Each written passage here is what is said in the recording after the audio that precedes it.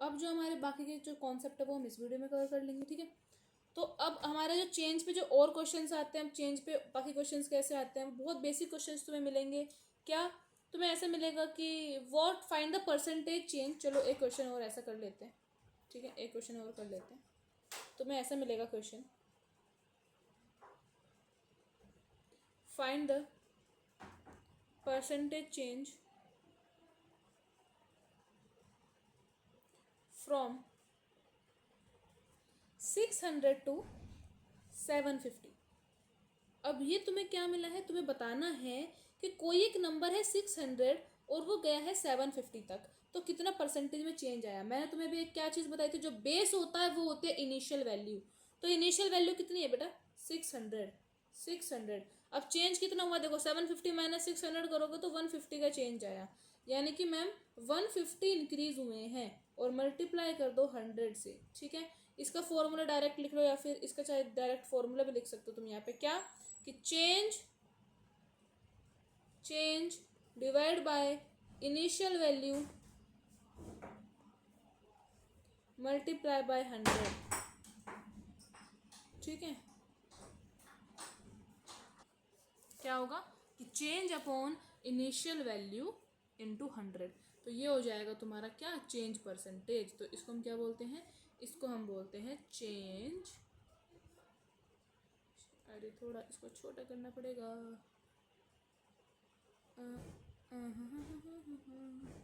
Okay got it. तो इसको हम बोलते तुम्हारा चेंज परसेंटेज, ठीक है। तो चेंज परसेंटेज तुम्हारा क्या होता है, change into initial value upon 100।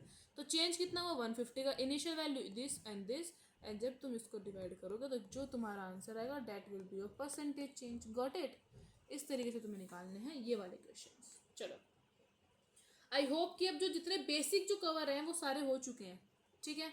अब इसमें सैलरी बेस्ड कुछ क्वेश्चंस आते हैं। सैलरी बेस्ड क्वेश्चंस कैसे मैम, कि किसी की सैलरी है, किसी की सैलरी है, अब वो क्या करता है, अपने 75% यहाँ कर देता है, खर्च कर देता है, 25% वो अपने सेव कर लेता है ना। तो वहाँ पूछेंगे कि अगर उसके इसमें इतना इंक्रीज हुआ और इतना हुआ तो क्या होगा। जैसे एक क्वेश्चन हम चलो सैलरी बेस्ड पे क्वेश्चन ले लेते हैं, जब सारे टाइप कवर कर ही रहे हैं तो एक टाइप ये भी सही। देखो इसमें तुम्हें क्वेश्चन कैसा आएगा कि a person spend 35% salary on is rent, ठीक है, और सैलरी है उसकी 20,000। तो पूछा है कि उसने सेविंग कितनी की, ठीक है, सेविंग कितनी की। इट मीन्स 20,000 उसकी सैलरी है, उसमें से वो 35% कर देता है अपने रेंट पर वेस्ट, तो बाकी के कितने बचे वो ये पूछ रहा है। अगर हमें पूछेगा रेंट कितना गया तो हम इसका डायरेक्ट 35% निकालेंगे।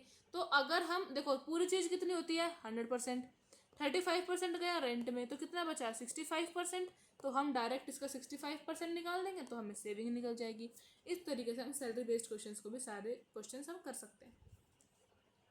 कुछ नहीं है, जितनी प्रैक्टिस करोगे उतना ज़्यादा आएगा। देखो मैथ समझने वाली चीज़ है, ठीक है, रटने वाले नहीं है। जितने तुम क्वेश्चंस करोगे उतने ज़्यादा तुम्हारी एक्यूरेसी और स्पीड दोनों इंक्रीज होगी। अच्छा ठीक है, इसमें तुम्हें दिमाग ज़्यादा लगाना है, ठीक है, ये कैसे हमें क्या करना है। ओके अब तुम्हारे एक आते हैं हमारे चेंज वाले क्वेश्चंस। क्या चेंज वाले क्वेश्चंस जो हमारे हायर लेवल जो क्वेश्चंस होते हैं वो एक तुम्हें मिलेंगे। अच्छा मैम वो कैसे होते हैं वो तो बता दो हमें।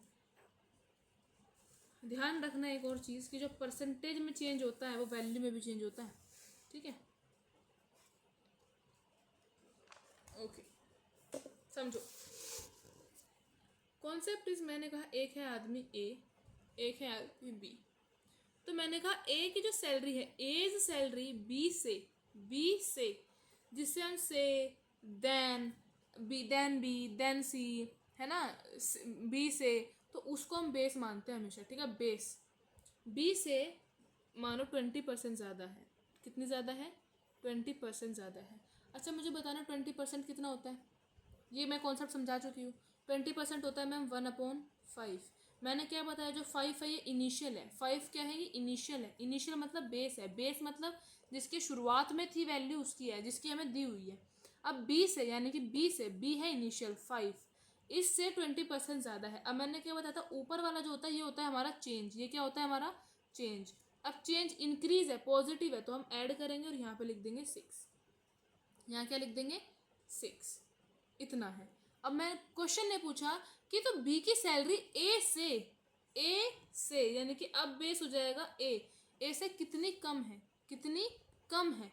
अब चेंज परसेंटेज हमने निकाला, चेंज परसेंटेज का फॉर्मूला मैंने तुम्हें क्या बताया अभी कि चेंज अपॉन, चेंज कितना है बताओ, 6 से 5 गए तो कितना हुआ -1, change upon total, change upon total, total या इनिशियल वैल्यू। अब इनिशियल वैल्यू क्या होगा यहाँ 6, ए से पूछा है ना, जिससे पूछेगा मोर देन ए तो वो नीचे आएगा। बेस में हमेशा वो आएगा जो जिससे तुम्हें ऐसे पूछेगा ए से कितनी कम है या बी से कितनी ज़्यादा है, से जहाँ आएगा। अब मल्टीप्लाई बाय 100, और अगर तुम्हें ध्यान हो तो 1/6 को हम क्या बोलते हैं, मैंने तुम्हें बताया था कि 1/6 की हम जो वैल्यू होती है वो क्या होती है 16 और 2/3, तो इतना परसेंट आ जाएगा डिक्रीज, कि यानी कि बी की वैल्यू ए से इतना परसेंट कम है, बी की वैल्यू ए से इतना परसेंट कम है। आई होप कि ये वाली चीज़ तुम्हें समझ आ गई होगी। एक और कॉन्सेप्ट मैम, हमें तो ये वाला फ्रैक्शन वाले से नहीं 100 मान के मज़ा आता है। चलो 100 देख लो। मैंने कहा ए की सैलरी बी से 20% ज़्यादा है, यानी कि ए की अगर 100 है तो बी की 120 है। तो अब पूछा बी की वैल्यू ए से कितनी कम है, तो अब चेंज परसेंटेज कितना निकालना है, change percentage same formula is equals to क्या, change percentage is equals to क्या, जस्ट गिव मी 1 सेकेंड है।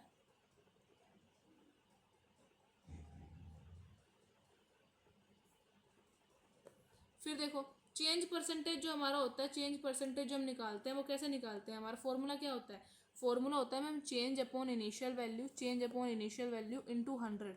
अब चेंज कितना हुआ देखो 20 कम हुए, किससे कम हुए 20, 120, क्योंकि हम अब ए से ले रहे हैं, इनटू 100, तो कितना आएगा 0 - 0, और ये करोगे तुम 2 से कर दो 10 अपॉन, ये कितना हो जाएगा, ये कितना हो जाएगा बताओ जल्दी, 6, राइट। ये डायरेक्ट लिख लो ना, डायरेक्ट लिख लो, कैसे, डायरेक्ट करो 20/120 इंटू 100%, ठीक है, 0 से गया 0, 2 1 ज़ा 2, 2 6 ज़ा 12, यानी कि 1/6 इंटू 100%, 1/6 इंटू 100%, यानी कि 1/6 को हमें परसेंटेज में बदलना है, तो 1/6 को परसेंटेज में क्या बोलते हैं 16 और 2/3%। दोनों तरीके से कर सकते हो, जिस तरीके से तुम्हें अच्छा लगे उस तरीके से तुम एग्जाम में कर सकते हो, कोई नहीं रोकेगा, ठीक है। And this is the very most important concept जो इस चैप्टर का था। इस कॉन्सेप्ट पे तुम्हारे प्रीवियस ईयर में इतने क्वेश्चंस आ चुके हैं कि तुम लोगों को खुद नहीं पता होगा, ठीक है। So this is the most important concept, समझ आई बात। चलो ये तुम्हें इंपॉर्टेंट कॉन्सेप्ट पर ध्यान होना चाहिए, ओके। और इसको क्या कर सकते हो तुम, वापस से जाओ, नहीं समझ आया वापस से बैक करो, दोबारा चेक करोगे तो तुम्हें आंसर इसका समझ आ जाएगा कि कैसे हमने क्वेश्चन किए हैं, ठीक है। पॉपुलेशन इंक्रीज वाले क्वेश्चन आते हैं वो तुम लोग कर लोगे।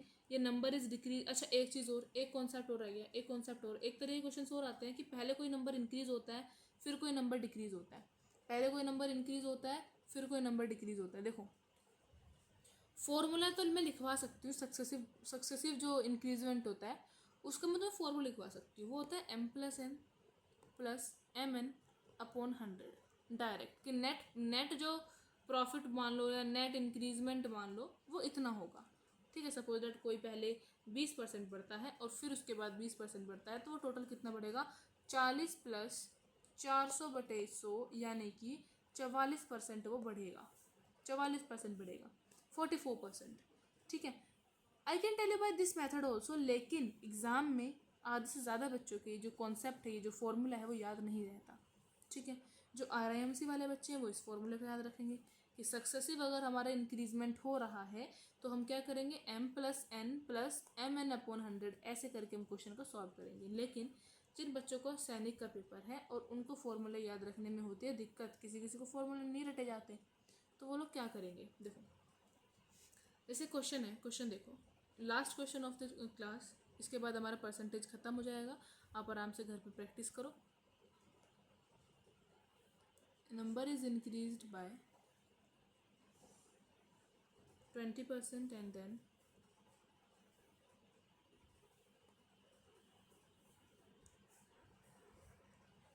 decreased by 20%. What is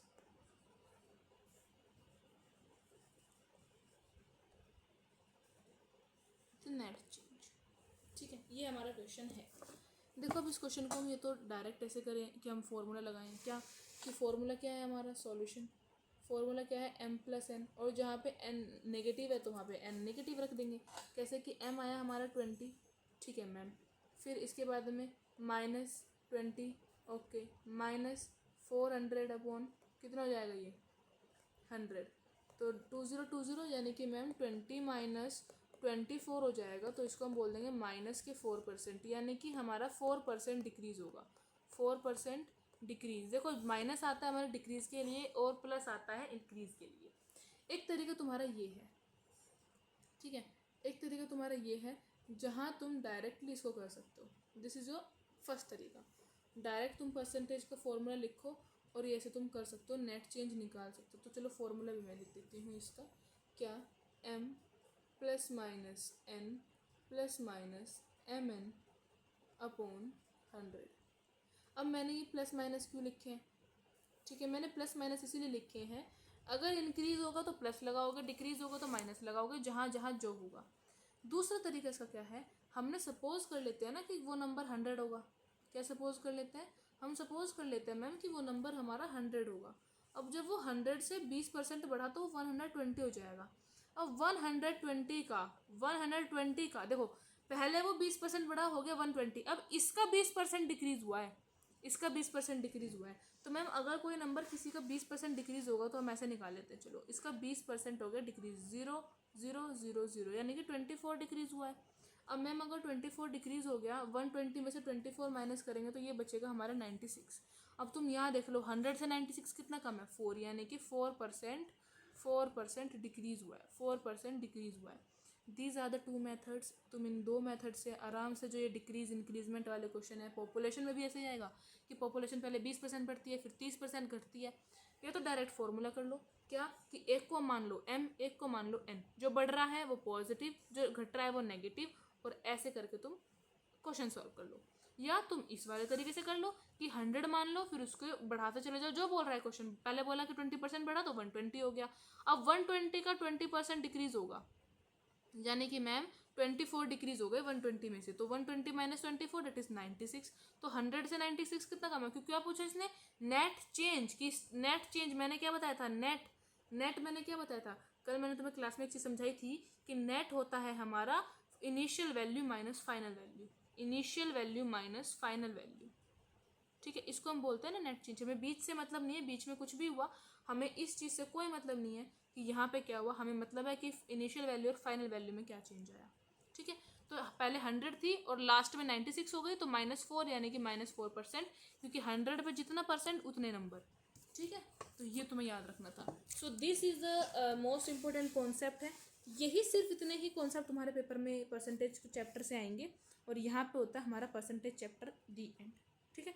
hopefully समझ आया होगा सभी को, और रिवीजन इसी से कर लेना, रिवीजन करना फटाफट अपना, फिर बाद में जब प्रैक्टिस क्वेश्चंस हैं सारे प्रैक्टिस क्वेश्चंस लगा देना, और जितने टेस्ट मिल रहे हैं टेस्ट करो, दैट्स इनफ फॉर यू, ठीक है। Okay guys, bye bye.